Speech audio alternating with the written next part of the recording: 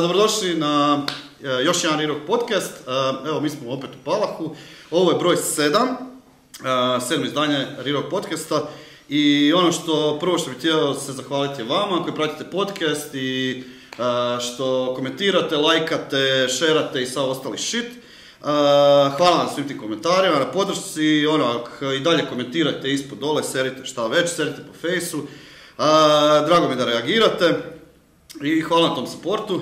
Također ću se zahvaliti Art of Music, sponzoru udruge Rirok, gradu Rijeci na podršci, te naravno svim članovima udruge i našim dragim volonterima i suradnicima koji snimaju ovo. Trenutačno su Tino i Nora Fora s nama.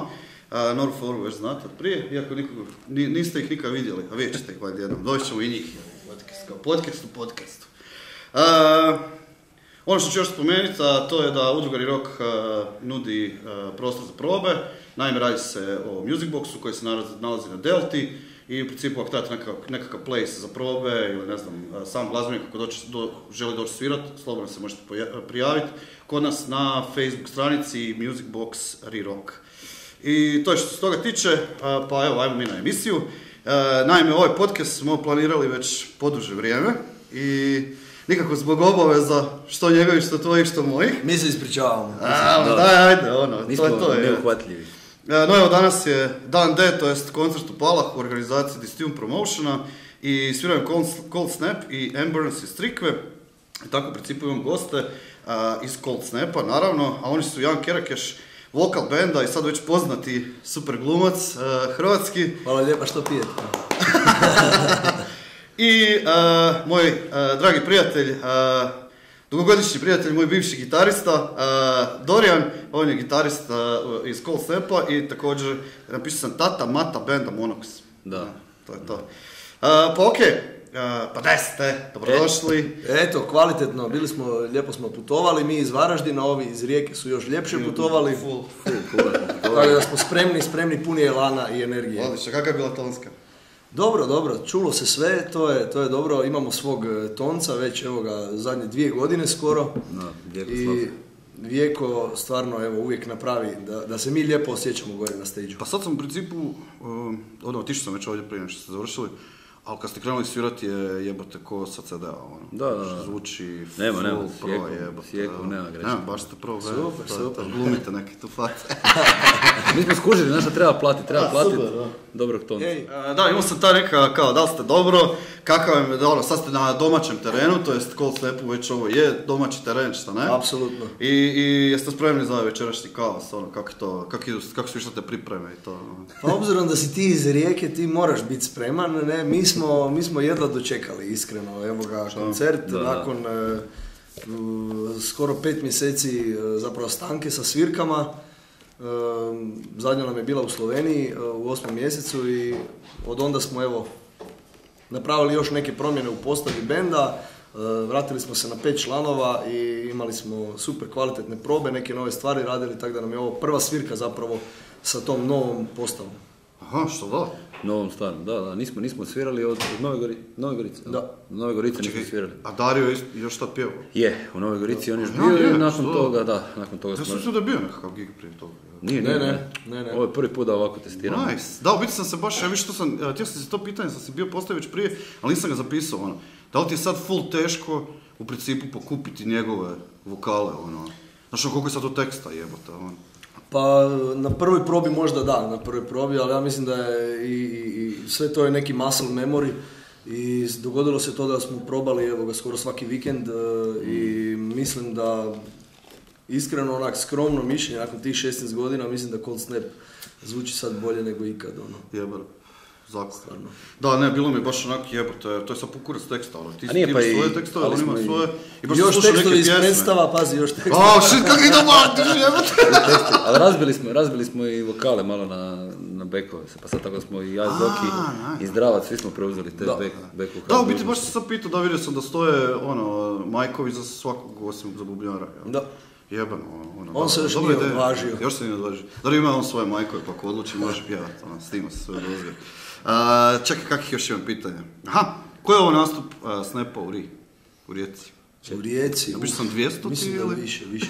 Nije 200 Nije, Grobnik Dražice, to se Broj računa ko Rijeka. Sve računamo, da. Hvala, mislim da onda 7. čak, 7. nastup. 7. Jebo, sad kad si to spomenuo, ja mislim da je to moj prvi koncert kad sam se ja vidio. Tamo smo se ti upoznali. I tamo smo se ti Tamo smo se upoznali. upoznali, da. Da. To je bio užasan, recimo, koncert. Nije, dobar je bio. Ne, nego smo bili pijani po guzici. Eto, no. Ja sjećam da sam došao već mortu stao. Dobro, ja sam isto bio malo veseli, da. Da, tamo si se prvi put upoznali. Da, još I si to je valjda bio zadnji koncert u Dražicama, ne? Što da? Prvi i zadnji. Ja, Nekoga nisam čuo. ne znam je li ikad iko drugi Nije, idem svirao svirati više. u Dražice. Da. Sviralo se. Osim Thompsona, on ide. U Grgi se sviralo, ali tako u tom domu mislim da više nije bilo da niko svirao. I bolje. Ti si još imao dugu kosu, jebo. Da, guzice. Da. I jedno 30 kila manje. I manje ti to važi. I manje, puno manje. Puno važi, da. manje. Jebote, To su bila vremena. Kako je to bilo, evo te prije. Vidi se kosa prebacila na bradu. Ne kuš. Obukao sam glavu naopako. Super. Neka tehnička. Snap je nastao 2003. Sam pravo. I to će za sad, za koji dan ili mjesec, biti 16 godina benda, jebote. Da, Ili baš ovaj? u veljači A, sad tako? tu. Ma da, kao ovo je zapravo službeno možemo reći da smo ušli u tu 16. godinu jer normalno sad prvu probu ne znamo točno kad je bila je u veljači sigurno i nakon tih 16 godina onak tehnička stvar je ta da osjećaš se kao da si već prošao sve, a zapravo nismo prošli ništa. Barem na nekom tržištu europskom ili nešto, mi smo zapravo još uvijek mali bend koji puno radi zapravo i jedva čeka da dopre do više ljudi, evo ga. Pa da, ali mislim, ko je uopće od bendova i otišao nešto, ajde, Infernal Tenebra, ali E&D. A dobro, ima si Grinje, okej, ali... ima si Ashes Live, ima si ovaj, kako su se zvali, gdje je Marica svirao. To je bilo 90. Dobro, znaš šta, ja bi Ashes Live stavio po to neko vrijeme u kojem je, na primjer, Doom bio u biti full popularan, nije bilo toliko takvih bendova. I ne znam, mislim da su uspjeli, da im je možda to pomoglo u cijelom tome, da oni postanu, da dođu na tu svjetsku scenu. Pa dobro, ali Ashes... Mislim da je, na primjer, sad puno teže tako nešto napraviti, kojiš. Dobro, pogotovo u Doomu, ali Ashes su bili kvalitetan band, tako da oni su sve radili. Da, to stoji. Njima je možda čak, za razliku od nas sada, mislim da je njima tada bilo puno više ograničavajuća ta činjenica su oni iz Hrvatske. Znači, tad ti trebao vize za svirat po Europi, da je trebalo sve, pa to im je kočilo. Iako i nama je još sada, baš smo razgovarali neki dan, to je, mislim da više nikad nećemo govoriti uopće odakle dolazimo, ne samo na geografski položaj te zemlje, nego jednostavno metal scena u Hrvatskoj je, evo ga, mi smo, ja mislim da 10% bendova, ako je u tih 16 godina, još sam puno rekao da je 10% ostalo, ali bendovi koji su svirali, koji su zajedno s nama, s kojima smo dijelili stage, jednostavno svi su se ugasili. Da, nema ih više. I to je meni, evo, to mi je super cool, drago da baš ovo imamo super dečke i mlađe dečke neke koji su tu da potegnu za nas starce. Užas, jer šta sebe zove starce, nemoj mene. Ali da, u biti sad smo baš nešto sam sad pričao i u biti smo se danas čuli telefonski oko situacije jedne da u principu kao idemo sa Darkom ove godine opet bla i sad kao razmišljam riječke bendove, kao vratit ćemo nešto početak kao samog festivala i u biti smo skužili da otkad je Insanus otišao u Englesku, pola riječkih bendova nema jer je on svirao bubnjeve valjda u svim bendovima i u principu ostatak Old Sepa. Rijeko iz Zoki. I u principu skužili smo da nam u biti fali bendova, da stvarno je, da se osjeti taj jedan, da nekako, ne znam, su glazbenici otišli čaj ili su bendovi prestali svirati, nema pojma. Smjena generacija. Pa da, valjda, da. Ali cijela scena, Hrvatske, klubovi na kojima se sviralo, gradovi u kojima je postojalo, znači neki alternativni džir, jednostavno su se ili, kako i sve u Hrvatskoj, tako se valjda i to centraliziralo u Zagreb, većinom što je krivo i onda zapravo vani puno više booking agenata, bendova, puno više zna Zagreb nego Hrvatsku. Da. To je strašno. Da, u kurcu, nego, tu 2003. sam u biti pitao, baš zanimalo me šta je povijest bila samog konstanta. To je odakle ideja Znaš, tko su ti osnivači tog benda, znaš, šta se desilo, aj ta, ono, osnivači, 2003. Ta prva proba, ono, znaš. Čak ni ja nisam bio tamo, osnivači su bili Leo, tadašnji gitarist, i tadašnji bubnjar Denis. Oni su bili i kompići i prvi pjevač Daniel. Oni su bili kompići iz srednje škole i krenuli su brijat po garaži zapravo. I došli su do toga da ajmo nešto zasvirati. Ja sam bio taj koji im je došao na jednu od prvih proba. Ja sam bio onaj ljubomorni friend, ne? Ja sam krenuo kao, on treba možda drugi vokal, ja sam imao neki band gdje sam ja svirao gitaru tad, zvao se Hush Up. To sam čekao da kažeš. To vjerujte mi, to čak nije ni za šaljivi kućni. To je baš error, baš damage, znaš kaj, to mene čak me srame malo, mi smo snimili najme demo. To ako nađem doma, to ću zapaliti. Nema na YouTube-u. Nema da te treba izvjeti ko raritete jedan dan. Strašno. Uglavnom, i ja sam krenuo tako, ja sam uglavnom, ono što sam u početcima sudjelovao, zapravo sam predložio ime. Evo ga, to je bilo kako bi se mogao band zvat. I onda sam ja izbacio čisti engleski rječnik. Da, i ono kao Cold Snap, zvuči dobro, po zvučnosti je super, bilo ok, ime, i oni su se odlučili za to i ja sam zapravo kroz 2-3 probe već ušao u band, bilo nas ali ne kao gitarist. Neki taki kao gitarist, ne. Kao bubnjar, sad što smo pričali. Da, večeras sviraš bubnjar. Da. I tek smo 2005. zapravo prvi koncert napravili, znači do tada smo spremili. Ozbiljno, što toliko je to trebalo? Spremili smo dobrih 8 stvari da budemo i mi spremni i odmah taj live, to je ono čega se sjećam kaj su ljudi, sve samo su to pričali, da odmah tad izgledalo to puno energičnije od svih bendova live u Hrvatskoj, ne? To je bilo stvarno, bilo nas je posvuda, ne? I nekako od onda držimo taj nivo, da prvo čak i ako neka stvar, neki ton se krivo odsvira, bitno da se dobro zamahnulo s glavom. Aha, pa dobro, pa je, da. A odsvira se sve, tako da sve okej. Dobro, ovo nema s tim problema. Nema. To znam. Čekaj, šta je bilo bila je sad zadnja neka priča što smo bili pričali da si... Da on tipa što si zabio, pa je onda bio koncert šta, od Cold Snapa? Ne, znači to kod frenda smo došli i Dunja je došla, to je neki njen poznanik iz Siska, jel? Dobro. Sjećaš kad smo svirali na onom mufu? Da. Ja dolazim tamo i sad pričali su mi poslije što se desilo, znači oni sjede, iz nekog razloga su gledali snimku, kad smo svirali s KLS-om i Laser Wolfom, i gledaju snimku tu i mi sviramo, našu snimku i taj dečko govori kao, ovaj tip me nokautirao u Sisku. I govori, koji tip? Kao povije na gitari, ozbiljno, kao Neno, kao, ne, ovaj drugi, ovaj što divlja, kao, koliko mi još nokautirati, kao, pa skočio je sa stage-a, uletio, kao, možeš piti, ja sam tamo pušio cigaru, frajer me povodio glavu, slovim je cigaru i nokautirao, ja sam samo ležati na podu. I sad oni njemu govore kao, pa on će dođe 10 minuta. Ili gotov, znači, što molim, kao... Možda ćeš ga opet. To mu je pozdrav, kad te vidim. Ja, ko najgori seljak, ulazim u stan i meni priča na vratima, Mari mi govori, kao, možeš se ispričati čovjek. Ja govorim, kome sam, šta, kao, pa nokautirao si ga u Sisku. Ja dolazim, a nešto se uspavao sam se popodne neki drijemež. I, znači, najgori takt ikad, kod Tank. Ja dolazim do njega, kažem, bok, što ti ja to moram ispričati za nešto. Lik ovako gleda, probljelja, bio prosti, sorry, što se kao desilo? I sad on mi ispriča to, ali baš čudna scena, ja govorim, ja se od toga uopće ne sjećam, prosti, kao... A ne kao, jebi ga, dobro, desi se, kao, ja sam ležao... to si ti nekog zvekinju, ja si uopće, a dobro, gledaj, pazi, postoji postoji vrlo velika vjerojatnost da i jesam, tako da, jebi ga, da, divlji na koncerti. I od tad čovjek snima filmove, zove se Harry Potter. A nije super, dečko je super, stvarno je super, na kraju ispo je super, iskužio da dovolja, nisam ja neki sileđija. Zato ste ga uzeli prije. Da. Treba nam neko da ruši ljude na koncertu.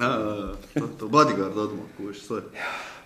Čekaj, sam početak u biti Snapa je, barem po meni, a ne znam što bi isto pričao s drugim ljudima, je to vuka na taj nekakav new metal, new breed, ja ne znam, Slipknot, Cold Chamber i ne znam, čak da, ili Machine Head i ne znam, ja, sve je vuklo nekako prema tome. I u principu, tko je povukao nekako prema tome, Leo ili... Pa mislim da smo svi tad bili pod jakim utjecajem. Ta 97., 98., 99., a to su bile godine kad su ti albumi dominirali na metal sceni, definitivno.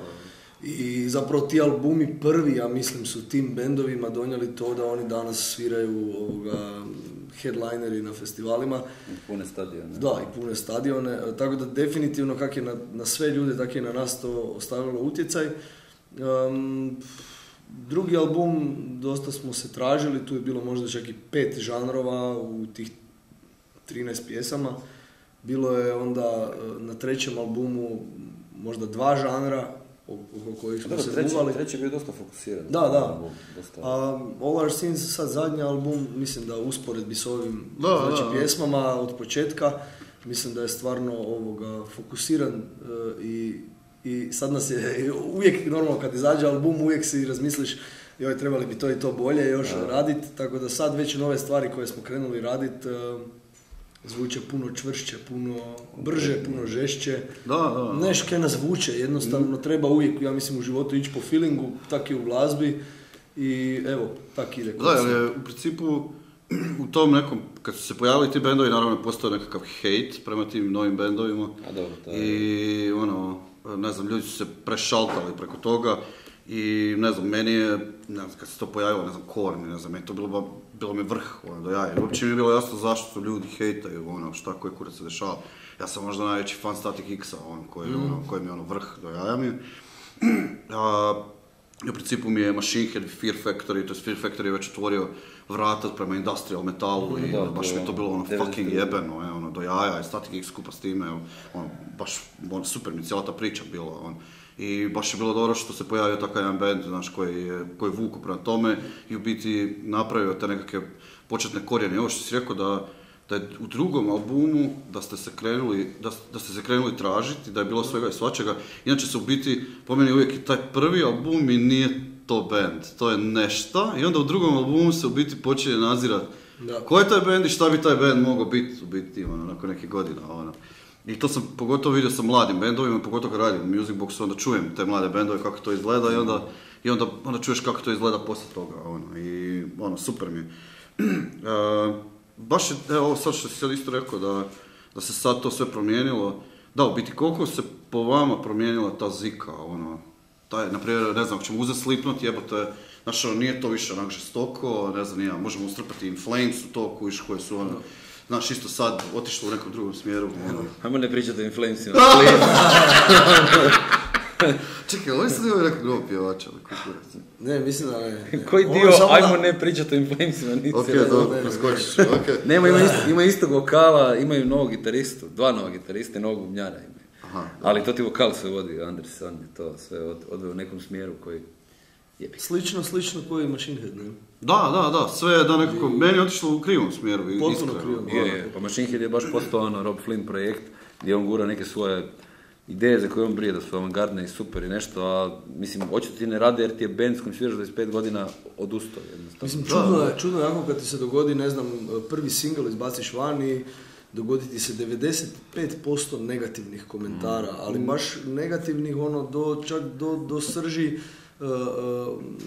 ne niti da je tu hejt neki unutra, nego čisto gdje ljudi upozoravaju, nemoj to raditi, zašto to radiš, ti moraš, kako ja kažem, ja mislim da moraš vjerovati tu publici nešto, zato jer ne sviraš za sebe za garažu doma jer inače ne bi izdavao albume.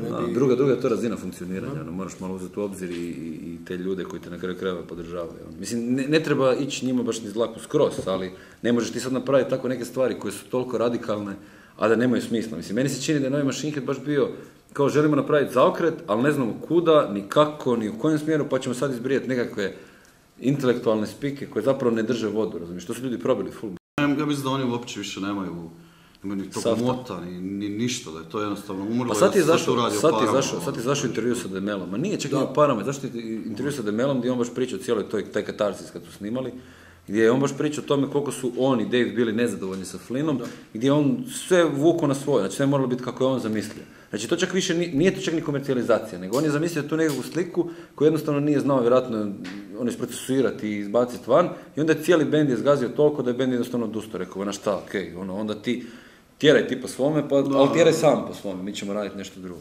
Tako Ja znam kako sam se ja osjećao, koji jedan od definitivno najvećih fanova, mislim, bar tako mislim za sebe da sam najveći fan za Machine Heada, jer meni je znači još i sad najbolje odsvirani koncert je Evening with Machine Head u tvornici. Znači, to je bilo genijalno, ne, i onda sljedeći album koji izlazi van, da ga ne možeš čuti 2 puta za redom, to mi je strašno. Super je bila scena u Danskoj smo bili, to kad je izašao taj single, sjećaš se? Da. Bili smo snimali album, kad je izašao single, bili smo smješteni kao, dečki izašao novi Machine Head, znači sad mi kliknuo svi ovako. Znaš kao, da stavim ja neki Imperium, a? Steady so hate, može, kao super. Tjumacen je, znam da pustio na svom kompjuteru, producent, ne, i to... A misliš što nekako, mislim, ne, meni je nekako i Slipknot došao u kurac, kuviš, ono, nije mi ni taj više band. Slipknot? Ajde sad ova zadnja stvar je kao bio nekakav comeback, ali mi i to nije ko i ne znam, Metallica što isto pokušava kao nešto, pa ne znam, i onda mi na kraju usre s time dovedela i Slipknot, što je najgore, misliš što je najgore, nemam pojma uopće koji je termin za to, ali Slipknot od svih tih bendova i dalje se trude naći tu neku žicu koja je bila Slipknot, razumiješ, znači ne ide, definitivno im ne ide dovoljno ko što im išlo prije, ali se barem trude pogoditi tu žicu, znači očito im je stalo do toga, razumiješ, samo jebi ga naš, problem je to isto, ja mislim da je njima problem, što su oni su dovoljno stari, znaš, neke mladenačke te strasti su se ispuhale, to je sad treba naći neki drugi drive koji te zapravo pogoni, a nemaju ga, mislim, ili ga barem ne nalaze, pa onda sad rade tako nekako to, ono, ko da rade na autopilotu stvari, tako ja vam dojam. Isto je nama super jer mi još uopće nismo našli žicu, tako da ne možemo ispuhat, ne? I full smo ljuti još uvijek. Da, biti sam, to je bilo sam jedan od sljedećih, znaš, ono kao, i kod vas su se u biti neke stvari promijenile, evo, band se promijenio i sad je tu bilo pitanje kao, da li ste to odrasli, pratite trendove ili je to do nove ekipe u bandu, jel? Ovo treće. Ovo treće, jel, nova ekipa. Da, trebalo je ovoga... Izgubilo se u starim članovima, prošlim članovima se izgubilo to da nema volje više za sviranjem, ne za cold snapom, nego za sviranjem, uopće za glazbom. Prodavali su se instrumenti, svašta živo nešto i Zoki i ja smo ostali na tome da, stari kaj smo, nakon 13 godina, ono skoro pola života smo se bavili s tim, odvajali energiju, vrijeme, novac, sve smo odvajali, ulagali i hoćemo stati. Ili idemo jer nas to veseli dalje, ne? I Zoki i ja sam smo se pogledali ovoga, nismo trebali ništa ni reći, odmah smo rekli idemo tražiti nove ljude i našli smo, evo, faga da pokucam u drvo, najbolje, ja mislim, ljude koje smo mogli naći jer je nekak energija od starta krenula. Ja sam tu inzistirao na još jednom vokalu, inzistirao sam na semplovima možda u pjesmama koje, uglavnom to je moja greška. Nije, zašto greška? Ja smatram da je greška, vi možda ne. Zašto greška? Mi smo vratili, ne, moja je greška zato što mislim da u nekom trenutku treba možda čak i više slušat malo ljude oko sebe. Znači ne samo furat svoj film kaj bi ja sad htio realizirat. Nije to čak ni bilo nametljivo s moje strane, nego, kako se zove, jednostavno mislio sam da to treba bendu, a svi faktori su nam govorili da možda smo dovoljni kako smo bili prije. Ne? Ali mislim da si predbaciš malo previše, to je baš bila ljudska odluka, ono, znaš, možda pogonjeni nekim drugim stvarima, tako da ne moraš oko toga. Da, ja isto mislim. No, sad nemamo 2 vokala, sad imamo 4 vokala. Tako smo to riješili. Kako je bilo taj pronalazak članova bendova, nove članove benda, kako je to trajalo? Za gitariste smo baš napravili ko prvo online audiciju, di se šalje materijal, di se prvo odgovara na neka pitanja koja ja mislim da si trebamo odgovoriti i reći odmah na prvom razgovoru, neke životne planove, neke životne statuse, po pitanju, znači vremena, po pitanju mogućnosti i ulaganja u band na kraju. Sve. Jer nama nije u interesu, kako da velim, odgajati nikoga i to smo prošli, hvala Bogu. I dečki su se stvarno odmah, čak 16 prijava smo dobili jebe. Nekih 4 je reklo da bi došlo na probe, međutim su, evo ga, Zdravko i Dorijan su bili prvi koji su došli na probe. Da, njih 2 i odmah smo rekli u startu, hoćemo 2 gitarista. Čak smo tražili jednog gitarista u startu. A smo mi bili ludi i simpatični. I da, i baš smo rekli da ajmo se vratiti na to. To je bilo zapravo najbolje vrijeme Cold Snapa, sa 2 gitare i bilo je puno. Da, je to masnoće, snage, jebo, da. To je to, da. Ali znaš kako se to poklopilo, znači mi smo krenuli raditi i ja kad sam Zdravko upoznao, način na koji nas dvojica funkcioniramo, ja nisam nikad s nikim tako radio. Mislim, bez uvrede bilo kojem bivšem članu, jedini, najbliži koji je bio, ali pazi, nije, čekaj, pričamo o gitaristima, najbliži koji je bio tome bio Neno, a ne, znači Neno je baš prvo stvar super je osoba, super je gitarista, nevjerojatno se dobro kužimo i spremni na kompromis, a ne na kompromis da bi ti popustio iz načina da se ti osjećaš dobro, nego stvarno razumije da i ti imaš nešto svoje za reći, nađete se negdje na pola puta, a sa Zdravkom, ja ne znam, nas dvojica, kako mi funkcioniramo, znači, ove nove stvari recimo koje smo sad radili, ja sam našao neku progresiju koja je meni fora, ali ne mogu iz toga izbiti riff nikako, znači, super mi ti tonovi zvuči, ti akordi, taj redoslijed to, ali nemam, znači nikako ne nalazim riff koji je dobar. Dođem, donesem ti to Zdravku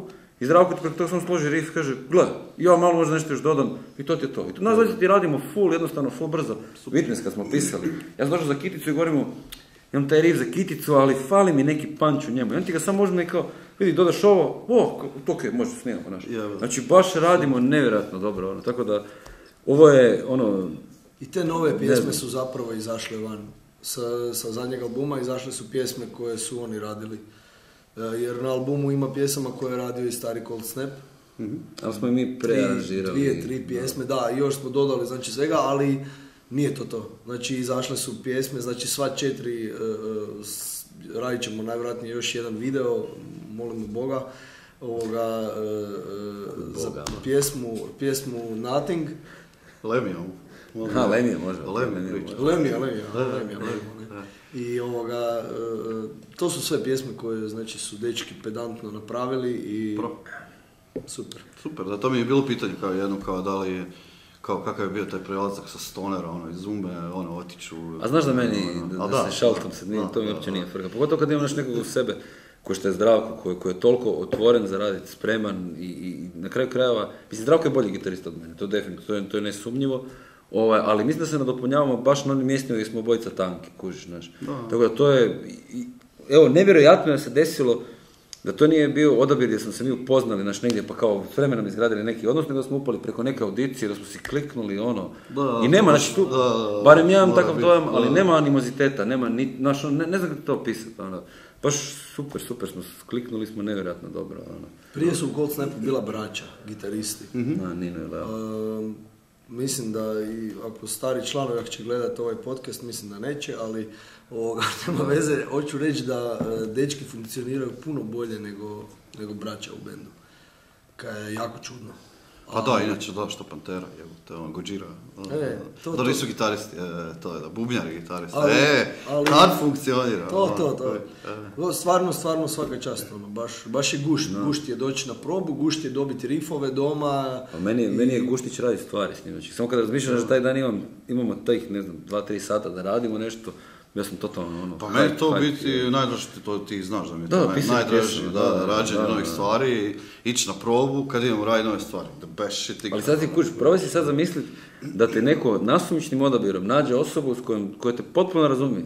Znači, pazi, mi stvarno kad radimo stvari ne trošimo puno vremena na nekako razgovor, dogovor, pregovor, ne, to baš dosta glatko to sve ide, znaš, okej, naravno da ima dana kad smo baš oba dvojica za kurac, i kad se ništa ne desi, ali te dane kad se desi, ko tipa... ta 2 dana u 3 mjeseca su odlični. možemo odrezati ovdje samo malo. Pa ne, mislim da te kužim baš zato što u biti sam ja Nenu našao i stvarno ja ne moram sa Nenom nešto previše posebno razgovarati, isto to je tako da baš te kužim, toliko mi je jednostavno s tim čovjekom, i ne znam, on meni donese mi rifu, ja se klanjam tamo, ja ne mogu vjerati šta on donje. i on ubica je, jebote, i tako da te kuži da ta spika kad krene ta nešto, mislim da je možda zato i Neno i ostao toliko dugo u umi. Ali s njim je isto, mislim da, s njim je gotovo identično bilo, ono isto ti složiš neki riff, on preko toga odmah složi nešto da sve zvuči 10 puta bolje. Da, ja znam donijeti, sad sam za ovaj novi album sam donio svoje nasnimljene na mobitel, nešto, to ja radim uvijek. Da, a mislim, jebi ga, da. Jedan mu donesem, onda on skine i ono, jebo, to zvuči još bolje. Super. Šta je sa Monoxom, ajde? Ajde, pa ne znam. Trenutno neka pauza. Ja sam zadnje što sam pričao sam s Viktorom. Na Go to Hell, u podcastu, znači i sad zanimljivo, znači sad sam zadnje, ako ćemo gledat, znaš, ako ćeš gledat video na YouTube-u, sam u biti pričao sa Viktorom, sad jedno i sam pričao s tobom, kuviš, full dobro je, i u principu, on te ishvalio, naravno rekao da te voli, da voli mene, da nas sve voli, bili smo naravno pijani. Dobro, to je okej. I rekao je da u biti neki novi riffovi postoje, da si ih poslao, da ih nisi poslao meni, pičko jedna, ja moram dati svoje amen na to. I u biti da, šta se dešava, šta je, postoje neki plan? Pa mislim da, postoje, samo što iskreno, definitivno mi je Cold Snap prioritet trenutačno, mislim, to bi rekao i da ti nisi tu, da ne bi bilo sad, znaš, nego to. Nije bitno da li tu može vidjeti na kameri, znaš, Monox je meni nekako bila platforma za neke druge... Što smo pivu? Da, bez pardona. Rekao sam ti da gajba. Dobro, ja sjedim kraj gajbe, ovo je već otvoreno. Okej, dobro. Pa mislim, gledaj, s Monoxom se desilo to da mi kad smo izdali album se desio cijeli jedan period. Sad, ne znam kako ovo reći da ne ispadne kao da pljujem po članovima Monoxa, a ne pljujem po njima definitivno, ali to sam počeo razmišljati kad sam upao zapravo Cold Snap. Znači, prije mi je bilo normalno kad se radilo nešto s bendom, ako nešto zapne, razumiješ, ako su nekakvi problemi, i ako se recimo uložio puno vremena, novaca i slično, da ljudi kažu, mislim, meni to nije bilo jasno, se razumijemo, ali sam mogao razumjeti perspektivu tih drugih ljudi, da kažu, znaš, okej, malo me demoraliziralo, kurac, palac, nešto, i nekad sam počeo raditi s Snapom, sam skužio zapravo, problemi nisu problemi, nego to je naš nekakav obstacle na putu kojeg moraš riješiti. I stvarno, mislim, mi smo u ove 2 godine, to se može ne vidjeti toliko na van, a proživjeli smo toliko lijepih stvari i toliko zajeba, ne nužno s naše strane, nego negdje... Da, strane, klasično. To, ali ja nikad nisam imao dojam u Snapu da je nešto zapelo i kao to je to je sad neka Moskva. Nego uvijek je bilo, ok, ajmo sad sjest, retracet naš korake, iskužiti di smo možda mi zajebali, di se nešto drugo, što možemo napraviti bolje. I zato to su šljaka tako dalje. A sa Monoxima se desilo s vremenom kako se to, ekipa se demoralizirala, kažem, i desio im se život, među vremenom. Teo je trudan, da, dobit će blizance. Čestitke Teo i Sanda. Čestitke Teo. Ode Monox. Dobit će blizance.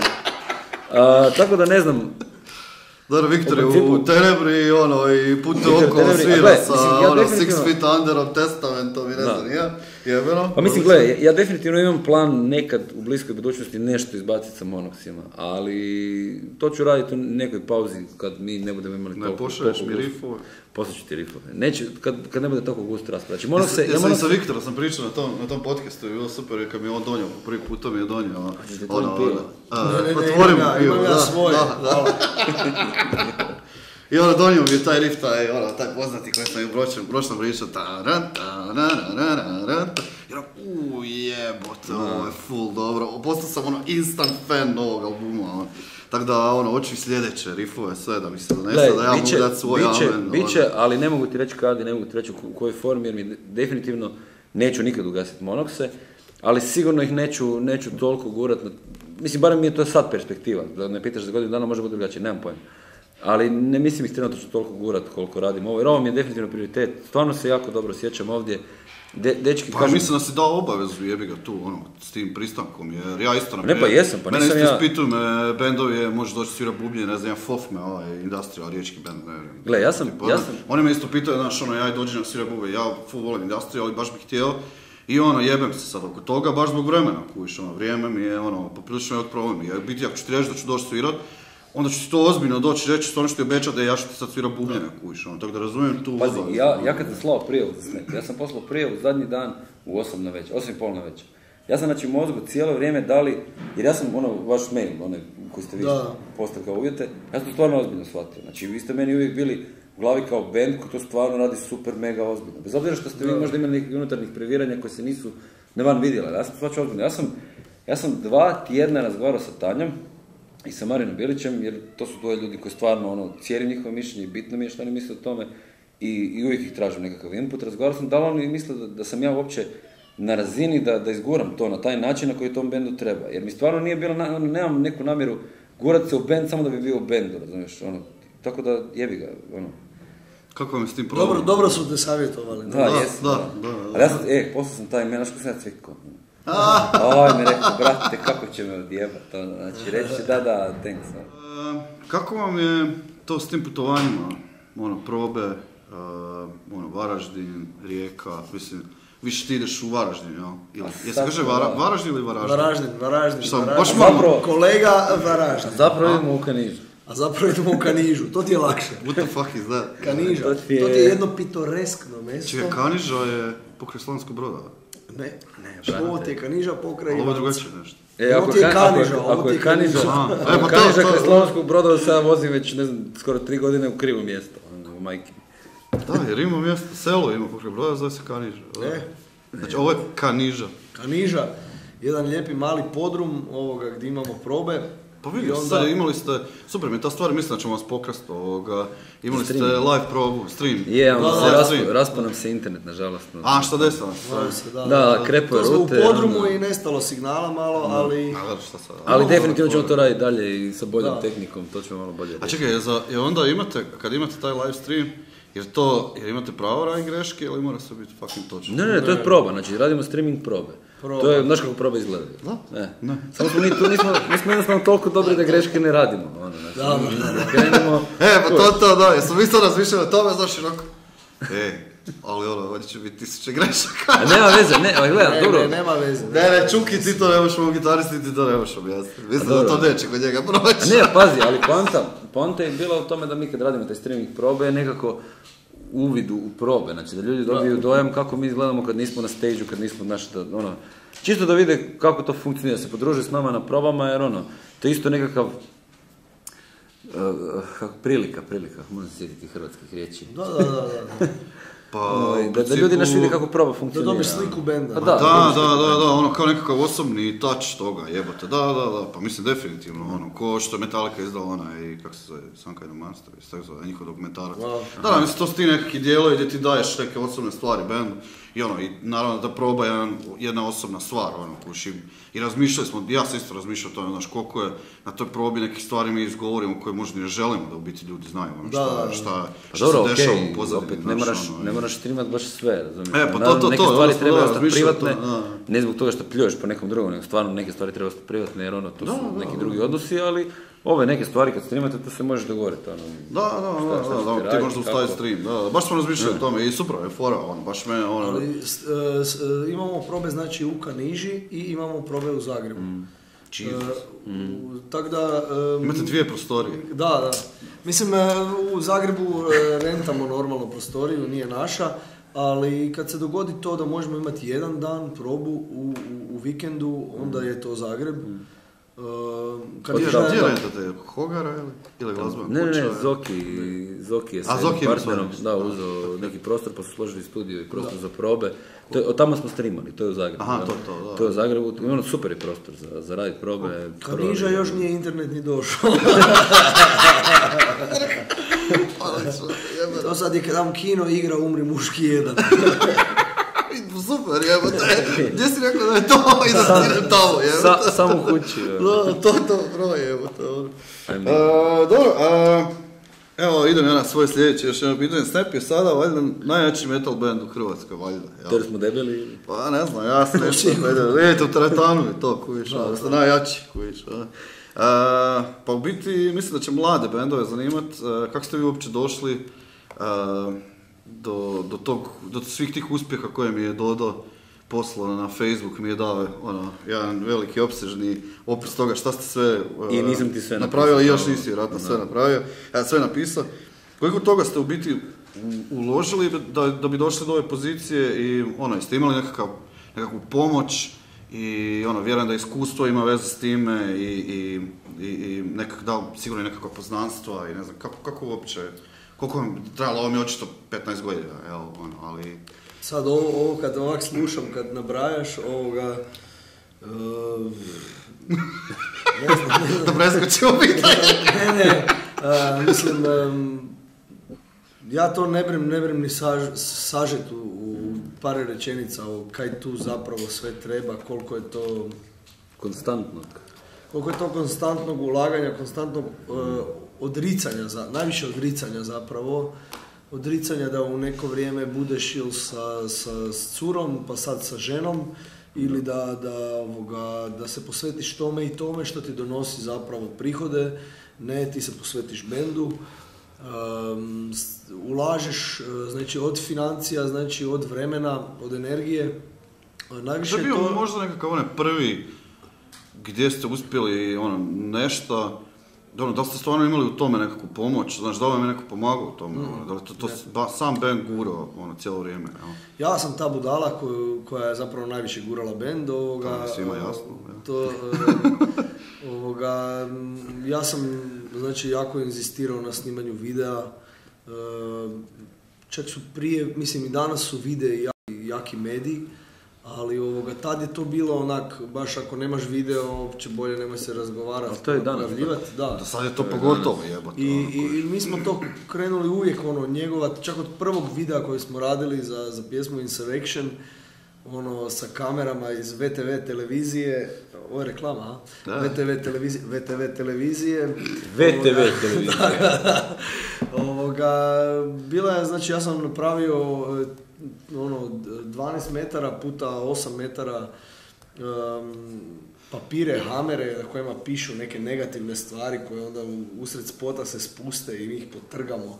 Sve, znači nešto sam već tad krenuo brijat da treba nešto biti drugačije. A dobro, čekaj, si ti da već bio u glumačkim vodama ili mislim da znati stari glumac? Ja sam bio, još sam bio na srednja škola.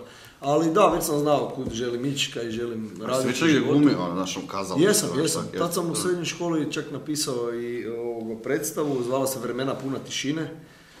Depresivna faza, kad me cura ostavila. Ali super predstava ispala je od 300 nešto prijavljenih u San Remo u Italiji na festivalu, mi smo bili drugi. Baš brutala i soundtrack predstave sve je bio Korn. A, što da, to je to. Možda smo zato bili drugi. Hoću reći, to je bilo, ja mislim da baš prekretnica Cold Snapa neka je bio cover Bongo Bongo. Mislim da je tu se nešto dogodilo onak drugačije, dogodilo se više čak nego što smo mi sami tad. Dobro, on je u to vrijeme bio full popularan. Da, Manu Chao je bio popularan. MTV je još živio. Tu priču, da. Taman je započinjalo se sa onim MTV Adria i pjesma bila je na MTV Adriji 13 tjedana, 3 tjedna prvi video. Znači to su te neke stvari onak koje su možda, mislim, zavrtile taj Cold Snap. A spotovi stvarno, evo, sa svakog albuma spotovi se vrte i sad na HRT-u, na noćnom programu HRT-u, na noćnom programu. Malo Metal Box, ajmo, da? Idemo na našu stranu, daj, evo. Reći ću, ja ću na HRT-u reći. I super mi je to da i sad i televizija, News Bar, oni su pokretali novu televiziju, javili su se nama, možete nam poslati svoje spotove. Jebar. I velim, gdje ćete ih puštati? Velim, pa na Telki ćemo vas puštati. Što su oni pokrenuli? Da, preko Jebar, kabelske, ne, i to može može gledati. I pitali su vas? Da, ja sam čekaj, prvo imam ja sve te spotove. Veli, pa koje? Pa sve bi puštali, ne. I baš super, evo ga, uglavnom, još ima nade, nekak mi smo baš sad u zadnjem nekom intervjuu što smo davali, smo rekli da mi još uvijek vjerujemo da se bolja vremena mogu vratiti, zapravo bila su prije tu, za hrvatsku neku metal scenu. Ne? Pa hoće. Pa dobro, meni, šta znam, ja sam razmišljao o tome, u principu, ono, metal je underground i ono, uvijek bio. Desio se u 90-ima da je bio taj boom, veliki su bili popularni. Nije, metal je krajem danas, 80-ih. Ono. Danas, bez obzira na percepciju ljudi, danas metal vrti više para nego što vrti ikad prije. Samo što to više nisu pare ko što su bila 80-90 od prda albuma. Dobro, mi ne sigurno. Okay. To mi vrtimo u krivom smjeru.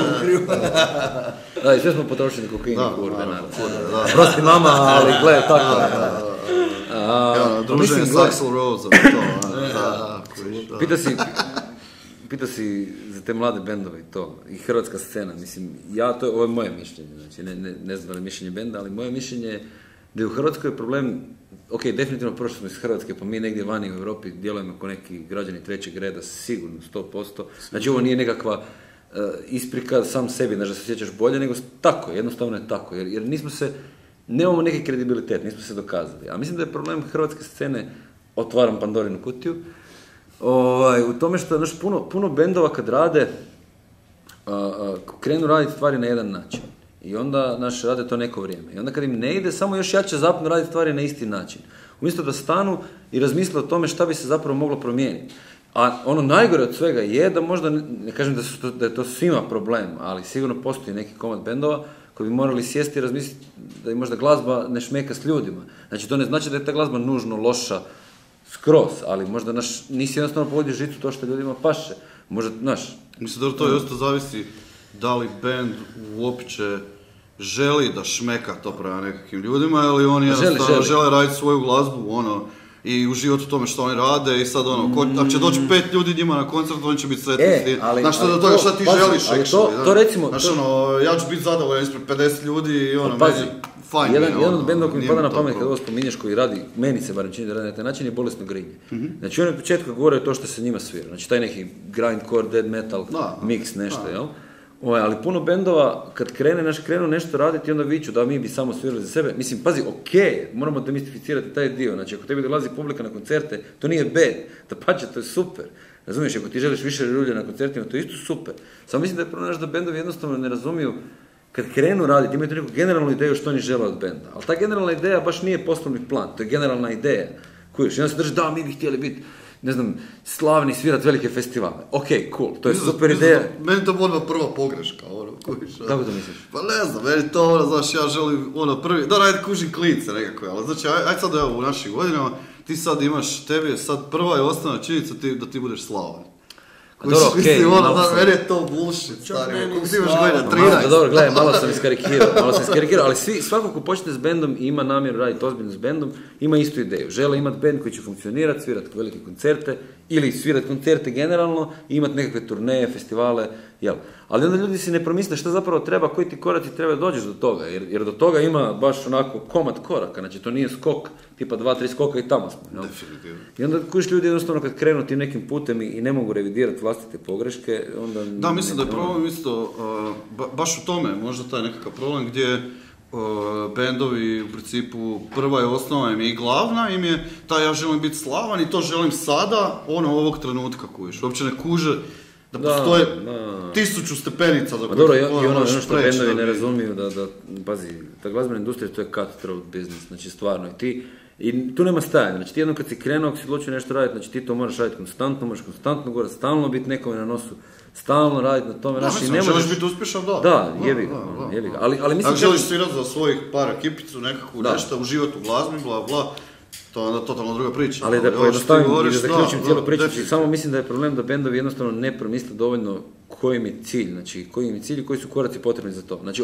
ako želiš imati bend koji će svirati velike koncerte, velike festivale, isto tako jednako je ako želiš imati mali underground band koji će svirati full neku čudnu glazbu i to, ali šta god od toga da odabereš raditi, moraš znati koji su koraci potrebni, a to isfuraš dobro. Točka. Evo, ali to je mladi band, ovo što si pitao za mladi band, mislim da ne smiju si u glavi postaviti odmah to da postoji opće način za preskakanje stepenica.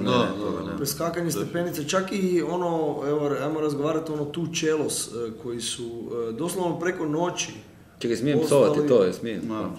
Postali, mislim, ali oni su postali kao, slavni, ne? Ja inače jako razlikujem riječi slavan i uspješan. Ali oni su postali su slavni, postali su i uspješni, međutim, njihove stepenice u nekoj kao kad se tiče glazbe, kad se tiče kvalitete njihovog sviranja, njihove stepenice su odrađene puno prije. Znači njima se dogodio taj skok možda preko noći zbog videa, zbog... Ali oni su... Covera nekih koji su radili, što je bilo čudno to je. Možda. Oni su po meni, opet, oni su super sviraju, znači to im niko ne može oduzeti, znači da su tehnički stvarno izvedbe na razini, produkcijski isto sve to na razini, ali realno... Čekaj, da li si siguran u 100% to, šta ga dovedemo nekog isto ko svira violončelo, ko je pro, mega, znači on dođe, imam bi on rekao, ovo je sranje. Ne, nije, znači ti kad slušaš to je sve odsvirano fenomenalno, to je lavo odsvirano fenomenalno, ali tu čelo su po meni glorificirani cover band. Da. Sorry, da, oni nisu biti uspjeli s ničim svojim, nego sa tuđim pjesmom. Daj me nemoj, ko? Dva tipa sviraju stvari na violončelu. Što ti nazovemo apokaliptiku ili mislim, ekipa izde svoje albume, daj me nemoj. A čekaj, što je apokaliptika krenula sa karijama? Je, odsvirali su Metaliku, ali nisu ostali na tome. Da, čekaj, jebate, možda promijeniš, šta znam. Pa mislim... Hoće li to? Dude, come on! Dobro. Kako će me neko ispivati u komentarima, ali samo neko plete. Neki daj. Da se ne razumijem, nisam ja ljubomor na njihov uspjeh, ništa slično, nego samo ne mogu shvatiti taj mentalitet gdje oni sviraju kavene. Kuži, znači oni nemaju autorske stvari i ti si postao toliko popularan jer sviraš kavene. Sviraš ih super, imaš fenomenalnog bubnjara, vas dvojica ubijate ta violončela, produkcijski je to vrh, ali mislim, menadžer vam je menadžer Elton Johna, ali svirate kavere, znači ne mogu si, to ja, ne mogu ja to. A jebi ga, nešto što ljudi jebate puše, to je sad taj neki novi svijet jebate, gdje se pravila kompletno mijenjaju. Slušaj, se mega promijenjaju. Ponavljam, s poslovne razine oni su posao odradili ne dobro, nego najbolje, ali s moje osobne nekakve artističke razine, nekog artističkog integriteta, meni je to sranje. Ali sorry, meni je to sranje. Znači, pogotovo jer jako puno ima tribute bendova i meni je, osjećam se ko da varam glazbenu scenu kad dođem na koncert tribute benda koji još postoji. To mi je osjećam se zašto, čemu to, evo ja pozivam kogod može nek napravi cover band Cold Snapa, ja ću financirat vam probe i sve i onda ću vas zamoliti sve zajedno se bacite s nekog mosta.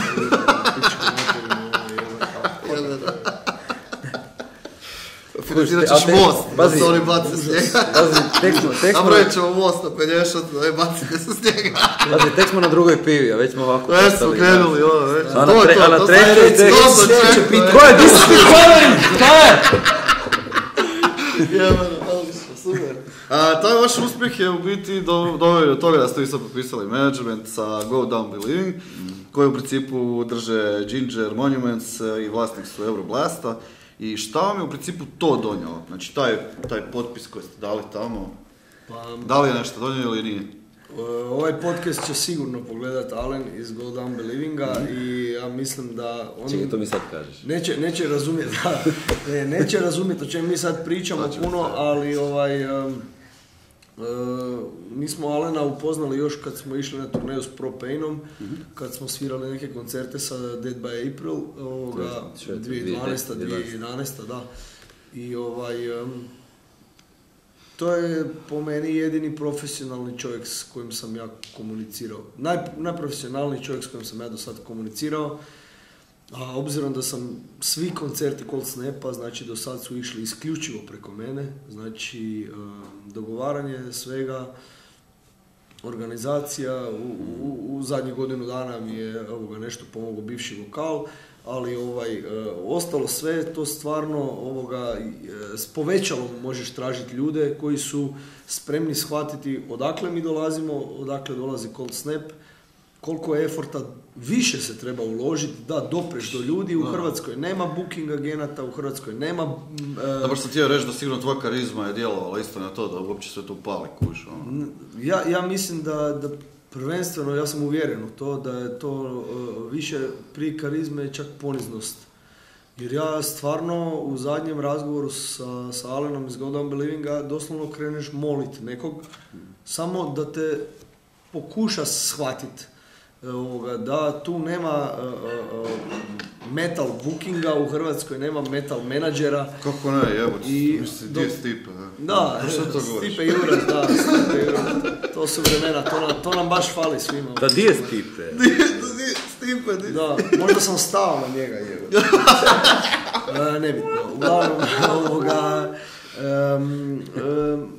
on je, kak se zove, bio taj koji je prvi saslušao probleme kojom smo prezentirali da mi želimo raditi, želimo napredovati, ali da nemamo s kim iskomunicirati. Kontakte koje ja imam za festivale su na jednoj razini, Cold Snap sad odlazi na drugu razinu, već je otišao na drugu razinu i ja ne mogu vraćati se, ne do Bog svirat za putne troškove, nakon 16 godina to nema više smisla i on se složio s tim i evo ga, uspjeli smo, on je rekao da želi se potruditi maksimalno, da će dati sve od sebe da se Cold Snap plasira dodatno na europsko tržište i A i postoji ta šansa, mislim. Da, ja mislim da.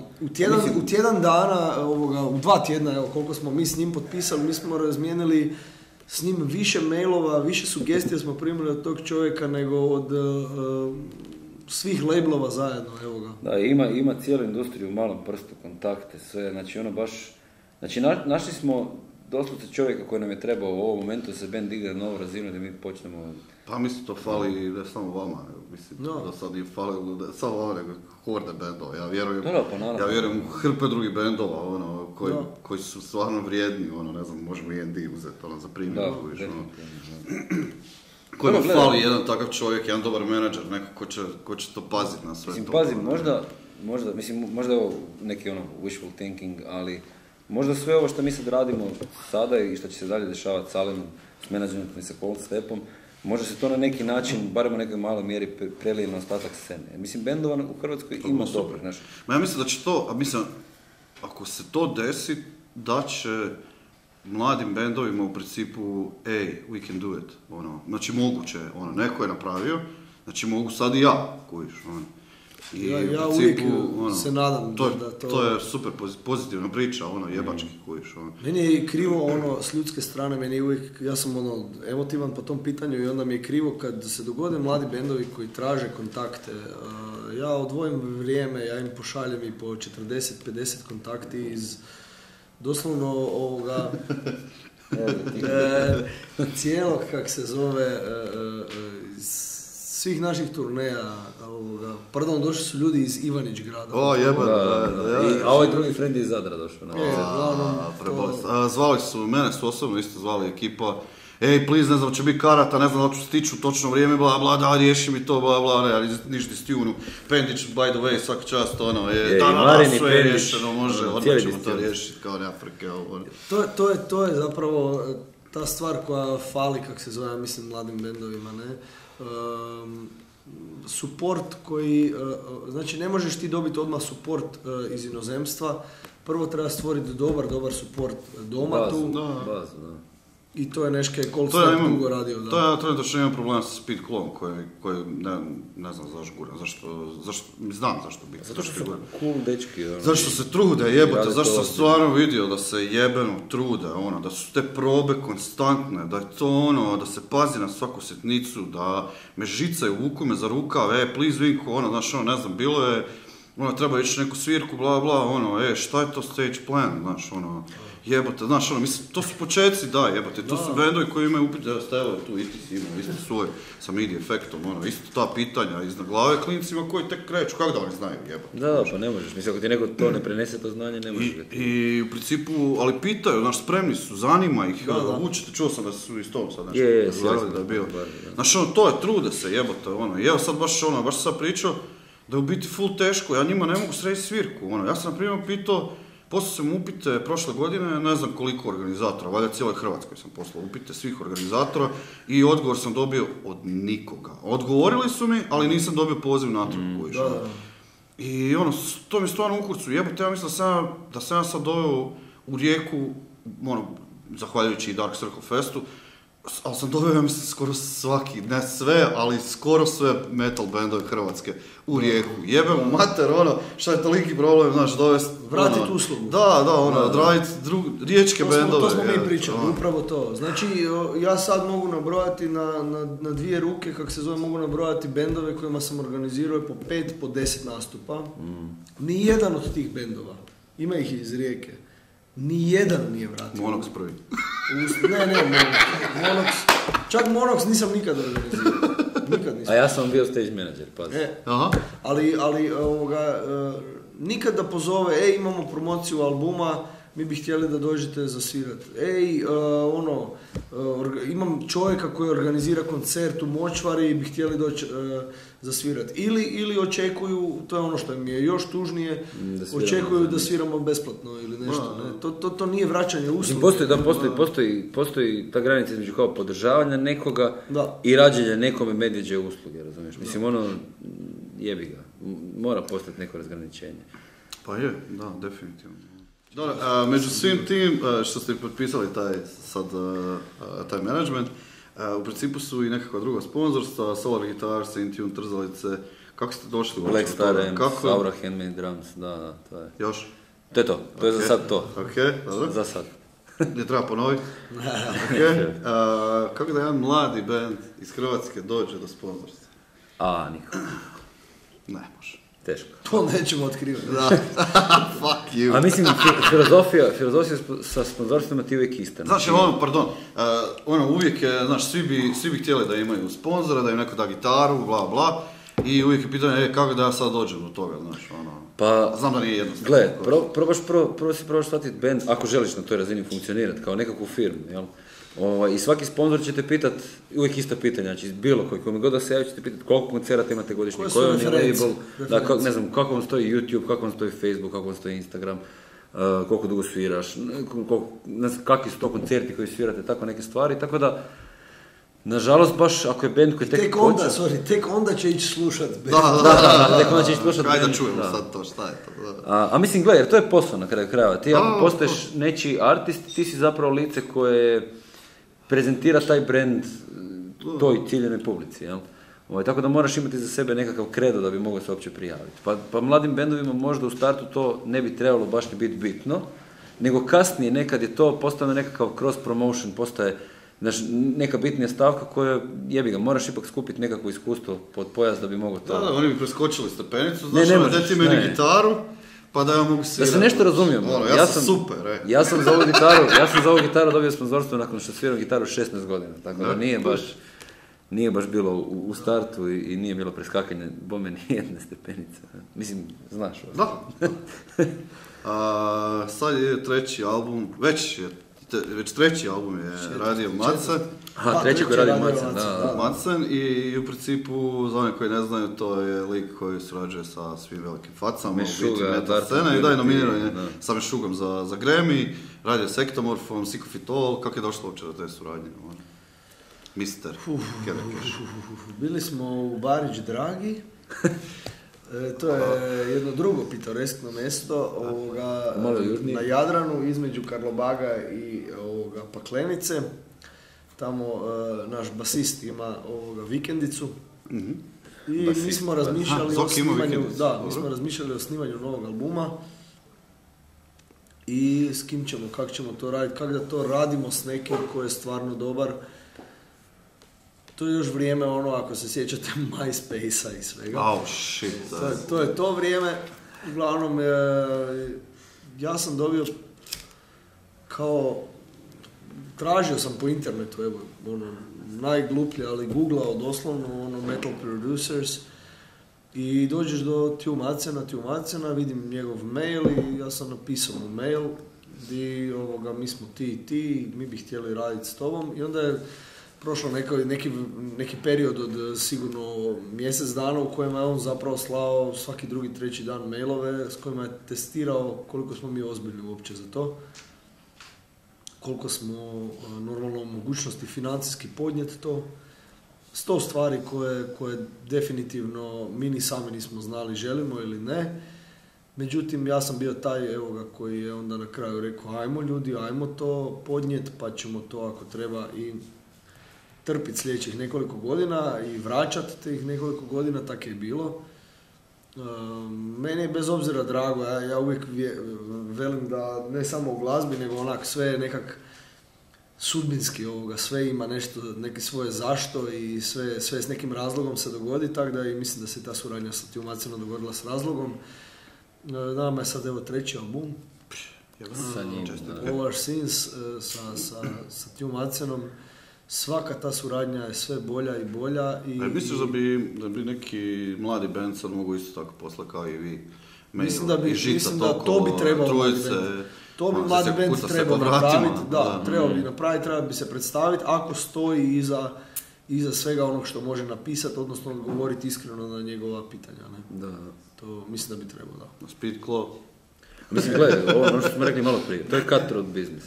Znači tu nema, greške se ne opraštaju, znači nema nježno, znači ta nekakva iluzija o bendovima koji su potpisali jedan ugovor i uspjeli zauvijek je, ja mislim, prije 30 godina prestala, razumiješ? Tako da, ako ti želiš danas biti uspješan, stvarno moraš kucati na 1000 vrata, spremiti se na odbijanje. Mislim, milijarde bendova jebote sada, nije prije toliko bendova, kojiš. Mislim, ali nisu bili toliko vidljivi. Nije bilo, mediji sad je taj Facebook, jebote, ti si I pazi, razina kvalitete, usvjerenosti, svega što se očekuje od benda danas, je nešto što tipa, ne znam, 90-ih, 80-ih niko nije očekivao. Danas letnica je podignuta jako, jako visoko. I moraš biti zapravo dosta samokritičan da znaš gdje se nalaziš. Znači, to nije nekako, nije da se posipaš pepelom, da se ti sjećaš loše, nego stvarno moraš biti dovoljno samokritičan da shvatiš gdje se ti nalaziš i da svoje vrline pojačaš na 11, a da mane malo ipak probaš sakriti, jer na kraju krajeva prezentiraš najbolje od sebe. To baš mi smo došli prošlo ljeto na festival u Njemačku, festival koji ide 38. godinu za redom. To Rock Explosion. Rock Explosion. Skoro prije. I uglavnom, to je neko malo mjesto, festival koji prima tak nekih 300-400 ljudi. I mi smo bili headliner festivala i sad mi smo došli ranije, normalno svirali prije nas, ja mislim 3 ili 4 benda. Tako nešto, da. To su sve kvalitetni. Ali znaš kako to izgleda? Na razini, bez obzira da osviraju po danu ili već pala noć pa upotrebljavaju te reflektore i koriste ih super. To ljudi moji, to je... Ali i žanrovski je nebitno uopće, znači nema razlike. Oni su svi žanrovi, vidiš metala, kvalitetni bendovi, ne? Scenski nastup, sviranje, sve. I uopće nije lako doći, su sve nepoznati bendovi, odnosno možda manje poznati čak i u Njemačkoj od jednog Cold Snapa, ali bez obzira uopće nije lako to, ne? Baš to, sve više bendova i sve više bendova na razini. Mislim, ne možeš očekivati da će ti neko opraštati te nekakve greške. Mislim, jedna stvar je kad u zanosu zbog scenskog nastupa nešto profulaš ton, ne možeš baš biti toliko kužiš, ali cijela priča mora biti zaokružena. Da, slažem se. Jedan od uspjeha je Porin. Jedan od uspjeha? Porin, da. Boli me glava, od uopće spominjanja toga, ali on mi je napisao, ne znam, ja nemam good feeling prema Porinu. A zašto? Mislim, ne znam, zato što mi je to izgleda ko hrpa jebenih šminkera koji su tam skupili i ne radi ništa. A očito sad vidim, kad mi on to poslao, ja to uopće nisam imao. Pazi, kad mi on poslao, da, kuć, mislim, ja nemam pojma jer ne mogu to gledati, dobro, ja prvo ne gledam televiziju, nemam radio. To su sad kao prednominacije, sad će tek biti ovaj tjedan. To su prednominacije. Da, to su sad će tek biti objavljene nominacije u mislim da... Isto tako tamo riješi? Da, pazi, Porin, zašto Porin? Porin je recimo, kužim zašto ti se gadi to Dora i ne znam tako te neke stvari, vjerojatno, jel?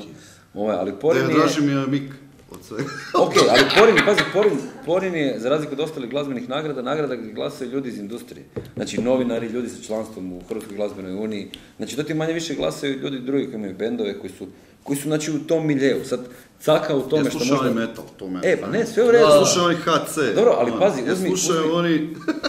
Sve u redu, ali uzmi kao svojevrsni uspjeh samo to što su u jednoj Hrvatskoj, jednoj glazbenoj nagradi, koja je velika glazbena nagrada za Hrvatsku, koliko god ona možda, ne znam, generalno bila mala ili kako god to želiš zvati, su nominirana 2 metal benda. Znači mi i Burnsi, shvaćaš? Znači to ti je već dovoljni pokazati da se neko ipak kroz cijelu tu kroz cijeli taj white noise tih mainstream izvođača probio tamo, čak ako ne dobijemo tog Porina, tamo smo, razumiješ, znači neko je primijetio taj cijeli. Pa u biti da, mislim, zato sam i postavio to pitanje u ovakvom smislu i sebe stavio to u negativan kao taj kontekst, zato što vjerujem da hrpe ljudi kao ja misli istu stvar. I u principu, htio sam u biti da razbijem to. Mislim, to i je, kak se zove, srž po meni problema s Porinom, to da ti ako vidiš da, kako da kažem, čuješ neku stvar na riječi, jer ako ovaj podcast izađe prije nego što god jebe mi se iskreno. Čuješ neku stvar, kak se zove, na radiju, vidiš da je stvar na neki način već ti na radiju isforsirana. Ti već možeš, predosjetiš jednostavno to da će ta pjesma ili taj izvođač sigurno biti dominantan kad se tiče nagrađivanja Porina. I prednominacije su super, sve je cool. Mene zanima, bilo bi lijepo da budemo nominirani. Cold Snap nikad nije bio nominiran. I video Bongo Bong koji je bio 3 puta, znači 3 tjedna prvi na domaćici na MTV-u, nije bio ni nominiran za Porina. Mislim da imamo i videe sad u kategorijama koji su jaki, pogotovo Distance, i mislim da bi to trebalo, sva 3 videa. Uglavnom mislim da imamo nešto s čim možemo ponosno stati, pa bez obzira da li je to metal, mislim da mogu, ko umjetničko djelo, mogu pogledati bolje to. Pa u principu da, ja se, zato mi je, kad mi je on napisao u biti da se nešto dešava s tim Porinom, mislim, čim sam vidio to ime mi je bilo. Ali u principu, bilo mi je drago u tom nekako, da, jesi znao, naravno si znao, ali bilo mi je nekako drago da možda mijenja se ta situacija. I nek vide to jebate, ali znaš što više mene zanima, ovo što si ti rekao, da po radio postajama sviraju i punk bendovi i rock bendovi, znaš. To jest ne nekakvi punk bendovi koje, ne znam, ja normalan čovjek misli da je normalan čovjek, da je to punk, nego pravi punk band, znaš, zašto toga više nema na radiju, zašto nema metala pravog na radiju, a bilo ga je u 90-ima i 80-ima. Dobro, ali, mislim, gledaj, to je, radio je ono što tržište diktira, tako da... Da, to je sve jedan veliki biznis, o tome se radi.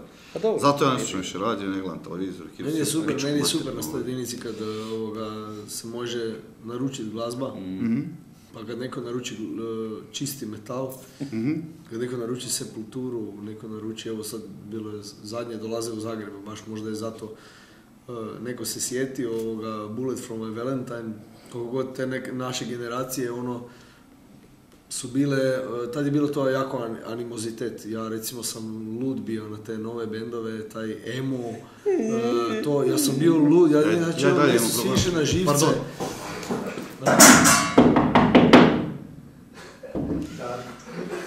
Darko je došao. Da.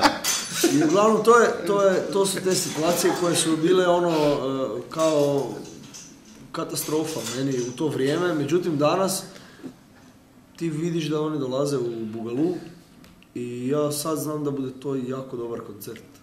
Ja vidim po njihovim live-ovima i sve, to bude jako dobar koncert. To je voliš ili ne voliš, ako dođeš tamo i ako vidiš da će te, to je isto koji Trivium, ne znam, evo, ja te neke bendove prije, ja ih nisam mogao smisliti, evo, iskreno, ne. Trivium čak mogu podjeti, kako si ga, Bullet for my Valentine, jel? Da. Evo, uglavnom, i meni i isto to, ne, ali live... Znaš koji ja imam problem? To je znaš, jebeš njih u biti. Znaš što se meni sviđa? Što vi nemate pjevljivih vokala, kao da su došli Backstreet Boysi odjednom i počeli mi pjevati. To je moj problem s takim bendovima. To je zbog mene antitalenta, ništa drugo. Odlično, tako mi je drago. Ne, mislim, postoje bendovi koji će biti, ne znam, ako ćemo uzeti Fear Factory, ako je on live grozan, ali u principu... Klinovi su mu loši. Da, grozni su, jel, da, ali kako je izveden način pjevanja, nije taj bog, te kada ja sad gledam neku pop zvijezdu, to mene full nervira, znaš, koja mi je došla, ne znam, Beyoncé odjednom je počela pjevati u sred metala, kujiš, koji kurac, šta je ovo? I onda zašto bi ja rekao da je to jebeni metal? Sorry, meni to nije metal, jebi ga. I sad ti to stavi, recimo, sam šupaga, sam stari, ne znam, nijem, bla, bla. ali u principu ću, ja slušam nove metal bendove i nemam nikakve problema s time, ali ako ćeš ti meni raditi nešto što meni predstavlja kompletnu komercijalu i ne znam ja, i tekstovi su zašto si me ostavio, bla bla, ja tako slušam cajke, bog te, znaš baš je katastrofa, ja ne mogu. Ne, ali općenito, evo ja mogu povući paralelu, zato jer imamo i video o tome, ako mogu povući paralelu sa crkvom, ne? Znači ovo će trajati, čekaj da mači. Ne mislim ništa negativno, ne mislim ulaziti u ničije uvjerenja, u vjeru, ništa, nego mislim baš to na crkvu stajanje iza onoga što govoriš. Zašto ti kad pjevaš nešto, ako si ljut ili nešto, ti to ne možeš pjevat blago. Jednostavno to, ja mislim da ti, ako ti neš govoriš, ti želiš neš prenijeti s tim što pjevaš, ta neka rečenica ima svoju emociju koja je upisana u tim riječima. Te riječi imaju neko svoje trajanje i tu je ono što meni strašno ide na živce po pitanju crkve, a to je to da se i te molitve, ja sam kršćanin, znači ja sam hodao u crkvu, sve super, lijepo. Čekaj, što si ti kršćanin? Sad će se zapaliti ovaj mikrofon, znam, ali... Čekaj, kršćanin, stvarno si kršćanin. Mislim, imam sakramente koje sam trebao imati prije ženitbe. Ženitbu nemam. I to, hvala Bogu da nemam. Ali dobro, ne zanima je li si vjernik, ti vjeruješ u Boga? Ne. Ne, aha, okej. Okay. Ja sam kao kršćanin sam po tom pitanju da imam sakramente i da sam... To je to. Moje uvjerenje, moj Bog je zapravo, nije ovaj koji je napisan, ali to je nešto što ne možeš otkriti u osnovnoj školi, to je nešto što ti je djelomično, velikim dijelom nametnuto. I ono što mene smeta sad ko glumca, kad gledam ko pjevača u metal bandu, me smeta to kad vidiš da neko izgovara riječi, a ne misli ih. Da. Znači to je di se prelazi se preko misli. Znači to je ono što meni čita se neko evanđelje, čita se govori se neka molitva, govori se prebrzo. Dobro, to je znači, psihologija riječi ne odtraju. Ne? Ja mislim da su svećenici su isto tako neka vrsta ne glumaca, nego izvođača. Da, pa nešto. Koji za masu moraju prenijeti to, moraju uvjeriti nekoga, moraju nekom pomoć sa tim što govore. To ako je neiskreno, a u 90% slučajeva kojim sam ja bio i na sprovodima i na... Pa da, oni to odrade. Baš to. To je nešto što se govori svaki dan i to treba biti izgovoreno tako kako ja sad govorim upravo ovu rečenicu. Jebe mi se živo što je ovo podcast i to je to, amen.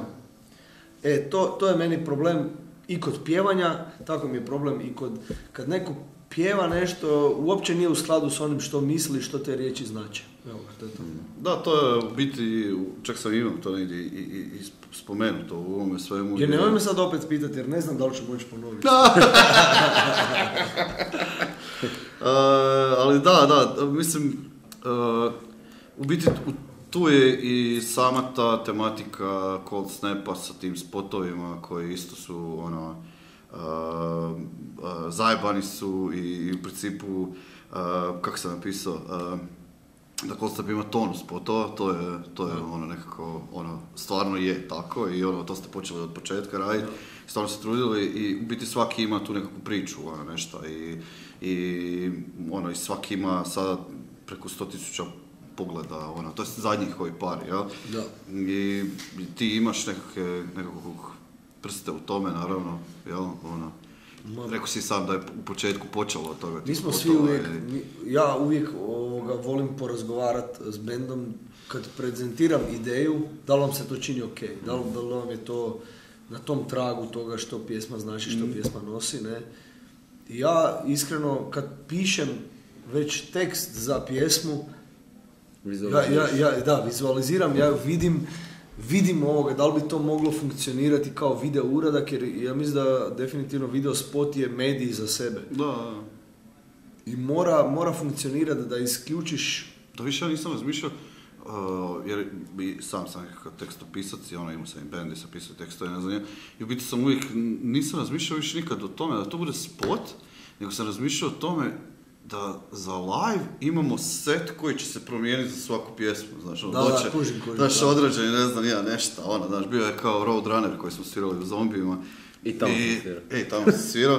I u principu je, ne znam, kao bio je nekakav set da izvučemo nekakav prednji dio auta, znaš, kao Roadrunner, kao i da Doli dok je bilo pjevao da se popne na halbu, znaš, i u tom trenutku i zapjeva, znaš, upali se neka svjetla, da. Znači ja sam vidio cijelu tu spiku u biti live, na koncertima sam to vidio, To je. Na spotovima, Mislim, ja mislim da je vizualizacija kod takva je bitna, da ne stane sve sad na glazbi, da ode na live, da ode na video.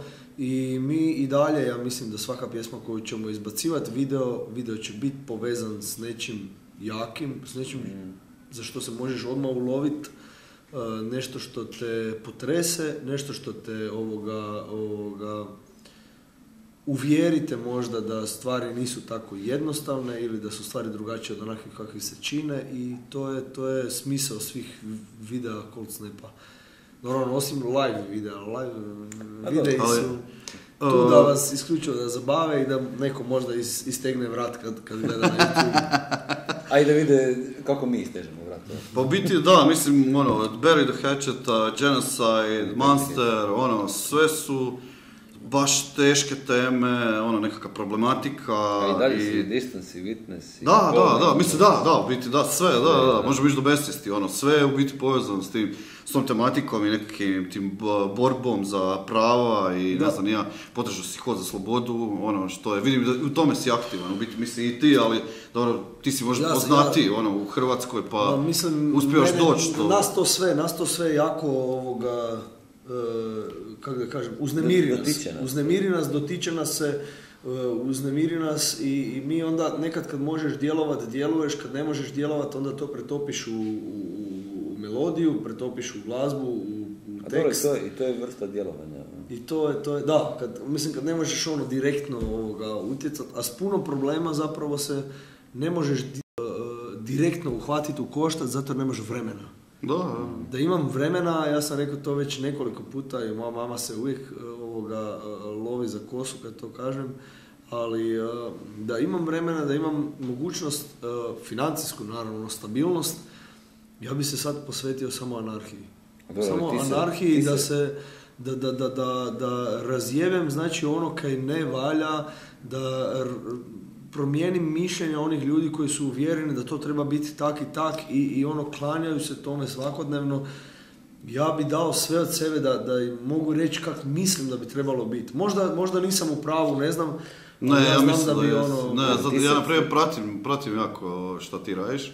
Pratim u biti te tekstove, cijelu tu priču i imam, kad si još spomenuo anarhiju, kompletno se slažem sa svim što si rekao i u biti meni je to super i da promijenio bi pola ovog svijeta. Bez toga mislim da idemo samo dublje idemo i ništa dobrog ne donosimo nikome, baš strašno. Da. Ajde se mi maknemo te depre. Može, ja ću reći i glupih ljudi, i glupih ljudi u sreća, ajmo mi to djelati u priču. Ajmo neka budućnost Cold Snapa, šta se dešava, gdje idemo, novi album, bla bla, dajte sad promocija na najjači. Mi ćemo ti sad imati koncert, ne znam da li znaš. U Palahu? Da. Koliko je sad? 8:40. Evo, imamo još 15 minuta, ajde. Čekaj, mi sviramo za 15 minuta? Ne, mi smo 11:30, imamo vremena. Da, 2 sata sam pilo, inače ljudi pilam 3 sata. Samo ti pilaj dok prođemo, imamo vremena. Do 9:30, sve ok. Reci ti neke planove. Planove? Ajde se prebaci sve na njega sad. Da, lagano. Reci. Polako, dio po dio. Do ovoga, znaš, trebaš ono, mailove, ovo napravi, ovo ti sad novi posao. Pa ne, mislim, nalazimo se zapravo u super poziciji sad, i sa labelom, i sa managementom, i sa nekako, zaokružili smo cijelu priču oko benda, znači imamo sve faktore koje nam trebaju i zapravo sad samo ovisi o tome koliko jako i koliko dobro mi možemo isfurati cijelu tu priču. Znači imamo podršku sa strane labela, imamo podršku sa strane managementa, imamo dosta dobar album, mi smo zadovoljni s njim, naravno ne 100%, jer to je valjda svaki glazbenik. Kad snimi album kaže, Znaš, tako da... Ali planovi jesu da nam 2019. Ok, da nam 2019. bude prekretnica na način da sve stvari koje smo radili do sada radimo na puno većoj skali. Znači da povećamo obujam koncerata koji sviramo, da povećamo obujam festivala koji sviramo, to budu zvučni festivali, da sviramo sa čim većim bendovima. U principu nam je ideja za 2019. staviti se na nekakvu, dosta se staviti svima na radar. Evo, to bi bila ideja. Postoji nekakva govorkanja oko ili EP-a ili nekakvog novog singla čak na jesen. Definitivno 2020. izdajemo novi album. Da. Tako da, to su neki planovi za budućnost. Planovi su da sve ovo što smo radili do sada, koliko što kaže Spinal Tap, this one goes to 11. Znači, da ga krenkamo na 11 i da stvarno stisnemo u petu brzinu, apsolutno sve. Jel? I iskoristimo na kraju krajeva poziciju u kojoj se nalazimo. Jel? A što nekakvi... Jesam dobar bio. Odlično. Sjedi pet, odlično. Dobit ćeš povišicu možda. Ne.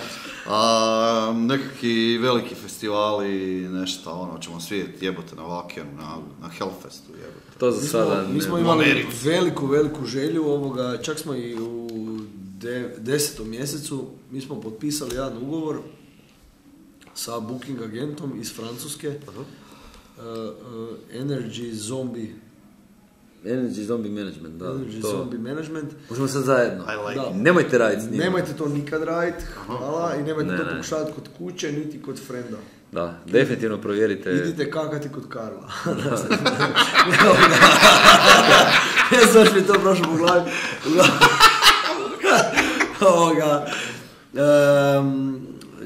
Čovjek koji se predstavlja, znači, ko neki... Ko da je legit i jako kompetentan. Mi smo i potpisali suradnju s njim, čak smo i platili neke novce da uđemo u tu priču. Međutim, to je nešto jako sporo, neizvedivo, on se ne obvezuje na ništa. To je jedna od stvari u kojima se opet opečeš. Međutim, evo, opet s razlogom se dogodi to da ti onda odgovori takav čovjek ko Alen iz Go Down Believinga. I otpusti. On preuzme na sebe komunikaciju s tim bivšim menadžmentom i velim da samo smetaju, da samo rade krivo. Ginger prošle godine recimo imali su 170 nešto koncerata u 2018.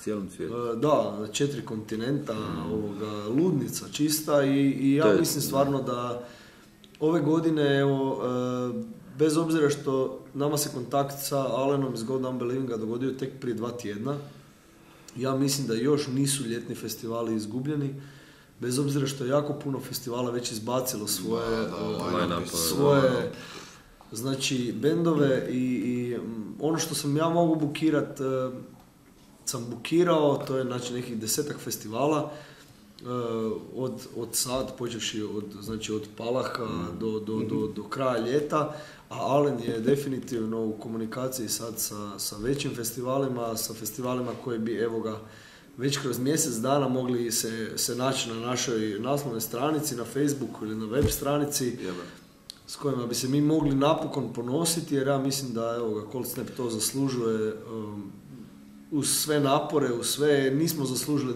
da neko radi budalu od nas, ko taj Francuz. Ako ništa, za 10 godina ćemo imati ono priču, znaš, kao čitajte fine print. Da. Molimo Boga, evo ga, da sve Alenu pođe za rukom kak je to zamislio i mislim da stvarno ćemo se družiti na lijepim festivalima. Znaš da, jako je lijepo osjećaj imati nekoga koji je toliko dugo u industriji, koji se bavi samo time, koji je Ginger na kraju krajeva napravio to što Ginger je. Bez obzira što mi, ne znam koji je tvoj stav, o bendu nije ni bitan, ali na poslovnom planu oni to odrađuju. Petrovića ćemo sad nazvati. Ne, dobro, sve okej, ali, ma dobro. Ja mislim da je pjevačica jebena, ali jebena, ja se čak zaljubio, žena je rekla da mi ne bi oprostila, ali vidjet ćemo kuda sve odnese. Ja sam totalno izgubio misle što sam htio reći, tako da... Čekaj, kad smo kod tvoje žene, kako tvoja žena podnosi u biti, je stika doma u biti? Naše žene. I tvoja... Ajmo napraviti red. Dobro. Mislim, Jan je definitivno na 110%, ali... Pa da. Mislim, znam da si ti i Ma ne, svi smo. Mislim da se Tanju poznajem, znaš, pa mi je nekako... Znam kako se ona nosi s time, znaš, jebe svima nama, mater. Sorry. Ali kako tvoja žena to podnosi, ono, Pa, mislim, uopće obitelj, kako da funkcionira, znaš, toliko rada, truda, ono, Ja i uvijek gluma kažem da moglo bi bolje. Ne u našem odnosu, naš odnos je super, ali u odnosu toga da jednostavno probaš iznivelirati prioritete postaviti. Ja sam dao otkaz u prvom mjesecu u nacionalnoj kući, kazališnoj u Varaždinu, što isto je jedan možda iznenađujući korak za nekog mladog glumca, ali mislim da hrpa stvari ne ide u dobrom smjeru i u skladu s tim je to da gubiš vrijeme na nekim nepotrebnim projektima koji se ne razvijaju, energiju, i hoću kanalizirati to na prava mjesta i u skladu s tim žena je uvijek bila mi baš support, ono. Pa mislim da je trebalo biti ko što je i Tanji, ono, jasno. Ne svi, ali i Lea i Ivana, da će to ići. Ono, pa da, uopće. Mislim, gle, ja idem u tom to je jako važno, jako je važno da ne postoji neka kontra, da ne postoji neka kočnica s te strane, jer to su zapravo osobe kojima je uz nas najviše stalo do mene. Ali pazi, definitivno, znači, ovaj cijeli uspjeh, mislim, je li prepotentno zvati uspjeh ovo, gdje se trenutno nalazimo, mislim da to stvarno je ono, naše žene i možda neki najuži krug prijatelja i rodbine su definitivno zaslužni, mislim, tvoj tata, tvoja sestra, naš ono, to su ljudi koji su nas 100%. Jednako vjeruju, čak možda i više nekako.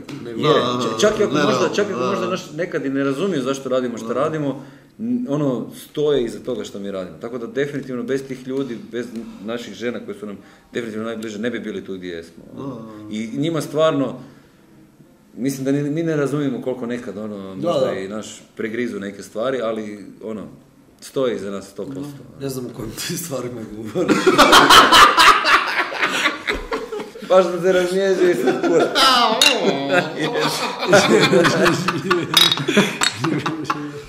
Šta je sa teatra, ovo Kerekeš, ovo ono? Spremamo za Rijeku, doći ćemo vam u Rijeku, 3 dana, radit ćemo Dane smijeha Kerekeš teatra, druge po redu. Prve smo radili u Kalvariji, sad smo shvatili da malo je prostor premali, ima divne ljude gore, ali nam je jednostavno baš je premali prostor i ono što nam je još teže, teško nam je gore doći sa scenografijom. Tako da ćemo, najvjerojatnije se vidimo u HKD-u. Nice. Sa 3 komedije Kerekeš teatra. Evo, godišnje preko 200 predstava, svake godine odigramo, sprema se film, vidimo se u Rijeci, u Sinestaru, u Fure se i pukni. Unutra je i Tanja, glumi medicinsku sestru. I nas nekoliko budala je unutra, uglavnom komedija bez fige u džepu, ja to velim skoro prema istinitom događaju. Svi se kurče, sve je prema istinitom događaju, jebate, ne? Tada smo mi rekli, ajmo, ovo će skoro prema istinitom. Hoće biti komedije u Snapu, ikad.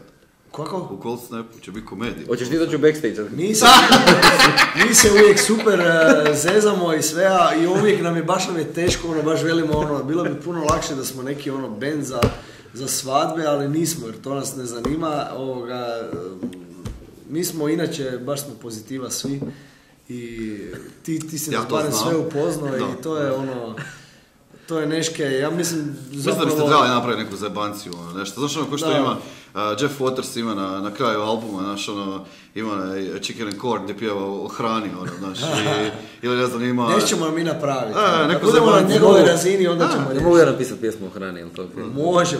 Da, šta ima, Krep priča o tome kako čeka da se makaroni skuhaju, znaš, pitchy metal, trash metal praši, a on priča o tome kako boiling water, I can't wait, it's getting hotter, feels so great, macaroni maniac, znaš, baš lud je za ti, I love this food. Mislim, kad smo kod hrane, ja sam rekao da u Raider treba staviti da nas nema 6 nego 8. Ja uvijek ostanem gladan, pa... Super, evo imam još par nekih završnih kratkih pitanja, izrokat ćemo to. Prvo je osnovno, moja najdraža stvar je Destruction of Mosh Pit. Da li je svirate večeras? Sviramo. To je bilo prvo pitanje. Sviramo to je bilo za mene. I evo posvetit ćemo. Ajmo ovako, šta slušate vas dvojica trenutačno, nekakvi bendovi koji su sad, da vama trenutačno nešto znači? Još jedna stvar, strani, ovo ne bude za strane bendove. Da nisu hrvatski bendovi. Ne, hrvatski bend, Što je to? Kaj je Što postoji? ko je novi objavio u Hrvatskoj? Ne. Ja sam trenutno na Arhitektcima i na While She Sleeps. Mene novi In Flamesi me nisu baš dojmili, novi Slipknot me na pola dojmio ovoga, novi znači Machine Head, ovaj zadnji nije više ni novi, me uopće nije dojmio, tako da ovoga, ja nekako čekam evo ga možda i Bury Your Dead, čekam novi, uglavnom to su neki bendovi evo ga, koji mene zanimaju i vokalno me zanimaju jako, pogotovo While She Sleeps i Architects. Ima nekih rock punk bendova, da si možda u tom smjeru otišao. Rock punk bendova? Da, rock ili punk, ili ne znam, nešto, neki hipsterski neki bendovi. Evo, uspio sam dobiti karte, doduše preko veze, za Foo Fighters-e u Puli. Tome se veselim jako. Čekaj malo. Dečki žive, ne? Da. Uglavnom, ako će gledat, možda René Bitorac mi je sredio. Htjeli smo sve, ja sam bio i prvi tamo ispred trgovine da kupim karte, međutim njima je nešto drugi dan drugi termin zaštekalo sve. I ti zbog posla ne možeš biti... Vidjeli su tebe, on se reći, ti mogli si preskočiti ogradu. Katastrofa, tako da hvala René na svemu. Mislim, valjda su realizirane karte, ne? Još što je sad ja zahvaljujem. Biće super, Draga, šta ništa. Ko ja sam na listi, molim... Da, kako je lista? Pa ne bi trajac, ko je ne bi trajac? To i meni bi bilo drago da evo, napokon izađe novi album Tula, da napokon izađe novi album Rammsteina, zanimaju me te stvari. Tata i mama su mi dobili ulaznice za Rammstein, za Prag. Nice. Za njihov rođendan od mame i od godišnjicu braka i rekao sam im da im je to i za Božić sljedeće rođendane jer je bila ulaznica jako skupa. Tako da, to su neke stvari koje mene sad interesiraju. Ja se nadam da ćemo što prije ići na neku turneju, jer onda inače dečki mi prezentiraju neke nove bendove koje nisam do sad čuo. Da, inače postoji ta jedna stvar. Ovo je bend u kojem ja najmanje vozim ikad. Zato što imamo to slušaj, imamo pravilo da onaj koji vozi pušta glazbu. Nice. Znači, ako se ja ukopćem u tu liniju, onda se svi kao, možeš stati? Baš mi se piša. Da, jer davimo, ja i Zdravac imamo sličan glazbeni ukus. Ja sam totalno Ignite, bio sam na Ignite-u, dobio sam potpisanu set listu, hvala Robi. Znači, totalno srce ko kuća. Ja sam, Ignite, Bad Religion, oko toga se vrtim, Architects, novi album, Death Spell Omega, Ulcerate, Panic at the Disco. Meni to je jedan od nežih bendova. Super, tu se negdje vrtim zadnje vrijeme, to je to. Sisters. Nisam negdje. To je pala prvo na pamet. Sisters. Da si rekao Twisted Sisters, pa Sister ima nešto novo. Jo, ne, ali obožavam taj glam, to su nešto. Da, evo to. Čekaj, jesi čuo da se Sweet Thunder okuplje ponovno? Ne mi se bavim. Ne, nisam.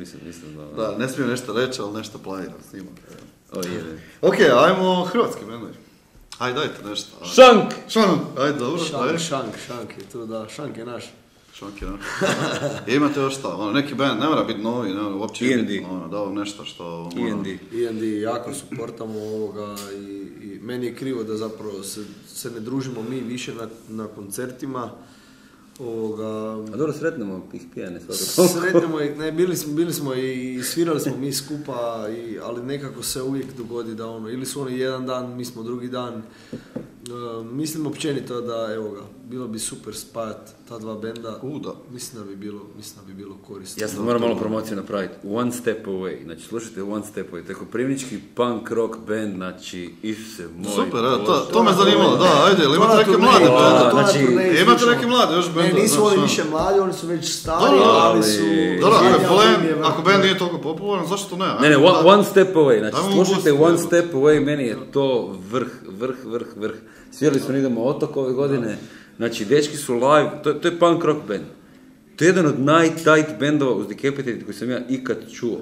jeban. Znači, a za jebancija na stage-u, Da, Super. stvarno super, super funkcionirao. one I step- live one i step na away. albumu, super. Jep.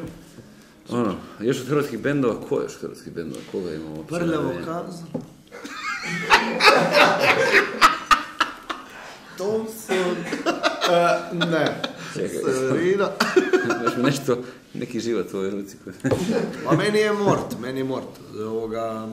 Super neke nove stvari im se okreću i drago mi je da su došli s nekim pjesmama na radio, to jest da su ih radio postaje zavrtile onak kak se udostoji to. Mi smo sišli s Bine i taj bend je doletio do nas i kao, ej jebote, vi ste iz Zone Turbo, mi da, what the fuck, kao jebote, mi vas mu slušamo, što stvarno, what the fuck, ozbiljno, daj jebeno, daj imate CD, daj potpišite, što ste vi kao popularni, znaš ne mi, Recimo, kako smo snimali taj album. Što da pričamo o tome kako smo snimali album, da pričamo o tvom snimanju albuma, kako si prije toga razbio nekoga i auto i ne znam šta si Ti non stop razbijaš nekoga. Da, I došao najpijaniji, došao- najpijaniji ikad. Tako da Ali slušaj, ako ovaj podcast ne izađe, to znači da on razbio sve tu. Da, si mu razbio, da. ali dovezao Možda sam... ne bude ni slušaj, koncerta već. Znači, ali došao sam, snimanje je bilo od 9 fucking ujutro. Ko snimao 9 ujutro, jebate? Da, ne znam, zašto bi snimali? Ne znam, jebate, jer smo snimali 9 ujutro. Ja sam mrtav pijan, znači ja sam ti vozio ovako na jedno oko, snimao duplu sliku i dovezao sam iz kafane na sicu, sudačku sicu, na tacni, 7 makijata. Dosta je odbija. Sjećaš od toga? Da. Jer ako sam rekao, tu su makijati i jebite se. Imamo čak i sliku, ne mogu. Ajde sam snimanje. Daj jebote, koji kurac se mora toliko zabiti. Ne, ali super je- razbio sam neki auto i razbio sam ovog tipa, ja su me držali, to mi what the fuck. Ne, to, mislim, sad ispadam baš ko neki sileđija, ali to je baš bilo užasna večer. Užasna večer, ali super je bilo snimanje, to je isto. Da, nikad mi nisam ispričao u principu zašto se desilo sve. E, pa ni neću. Da, ni nema. Može bolje da to preskočimo, cijelu tu priču. Ali zanimljivo je bilo u tom snimanju, znači snimamo, ja sam toliko sjeban, prvo mi je neugodno, užasno, a druga stvar, sviram i onako, samo radi muscle memory, znači ja uopće nisam u glavi, nisam to ruka ide kao, wow, pa to su ti riffovi jebate, ovo je cool, Čak si odsvirao si neke pizdarije koje u biti nikad nisi odsvirao. Otvori mi se taj neki... Da, nešto si odsvirao, nešto što uopće nikad nije bilo na Šmita, nikad nisu svirali. Te pjesme What the nisu fuck is this? izašle, Nažalost, jesu. Kako misliš nažalost? Da, okej, sad ne. Može samo malo kat ovdje da... Da. Toliko o tome da nisam siledija. Evo, bilo je super. Dobro, super. Želim vam super koncert, želim vam mega fucking uspjeh, naravno, znate da se obožavam i volim. Rokajte dalje, sretno sa kazalištem, vidimo se opet naravno u Rijeci. Vi naravno pratite Cold Snap online, bacite like ako već do sad niste, ubijte se ako niste. I ne znam, ostanite dalje s nama, evo još bio još jedan podcast i to je to. Uživajte.